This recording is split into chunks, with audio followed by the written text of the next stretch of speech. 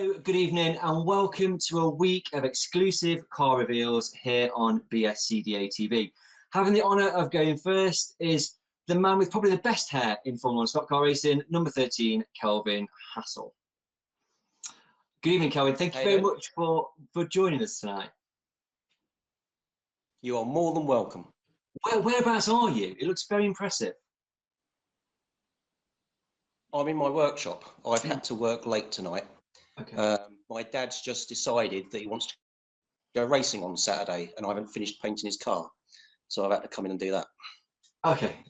I'm sorry for interrupting your clearly very busy evening, but thank you for taking the time out. We spoke a number of times during the 2020 season. Looking back, was it one that you enjoyed? Well, I think I was just happy to get out, really, and I think that was the same feeling for everybody, wasn't it? From not knowing if we were going racing at all to actually getting out there and doing something, even though it was a shorter season than everyone expected, I thought it was really good. Yeah. I certainly enjoyed it. Yeah, brilliant. And when we spoke right at the beginning of 2020 at the Motorsport Latitude show, before we even heard the words coronavirus, and you said you really wanted to work on your shell form, and that was kind of your goal for 2020. Obviously, we had a small number of meetings, but did you think that did step on at all in the time we had? Yeah, I think it has.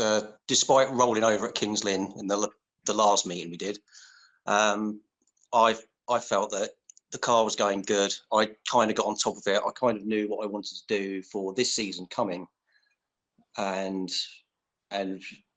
Matt and I have put together a car, dual surface car, which I think is going to be quick on both surfaces. Yeah, brilliant. So you came into Formula One in 2017. And you'd raced a number of formulas prior to coming into Formula One. What was the attraction? What brought you into this amazing world of stock cars?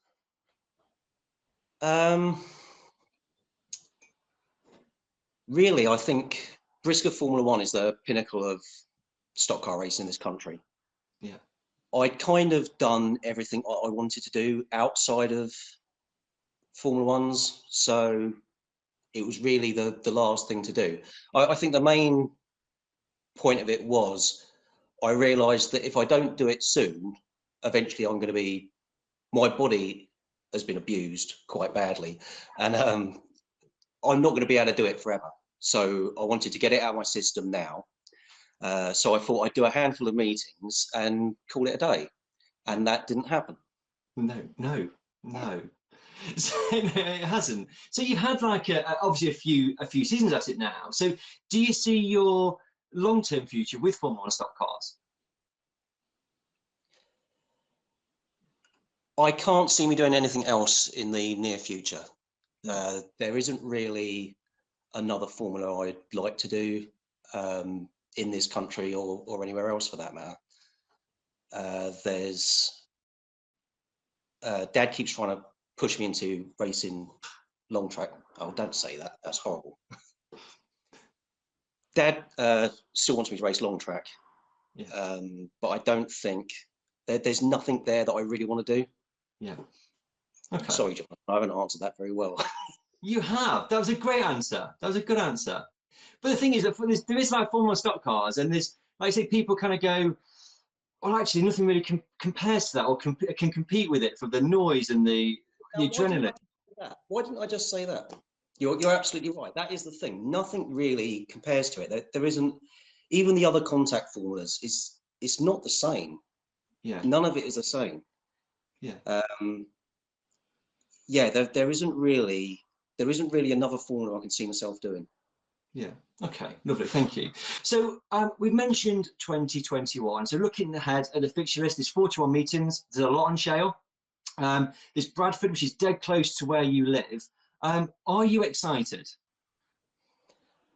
I'm excited from the point of view that I never thought I'd be racing at Bradford. Yeah. And I have this thing. I've always believed when stock car tracks, when any race track goes, it doesn't usually come back.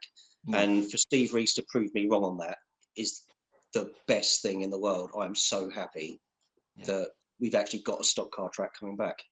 Yeah. And that gives us hope for Coventry, for other places. I think that is a massive game changer Yeah, for the sport as a whole. for the sport as a whole.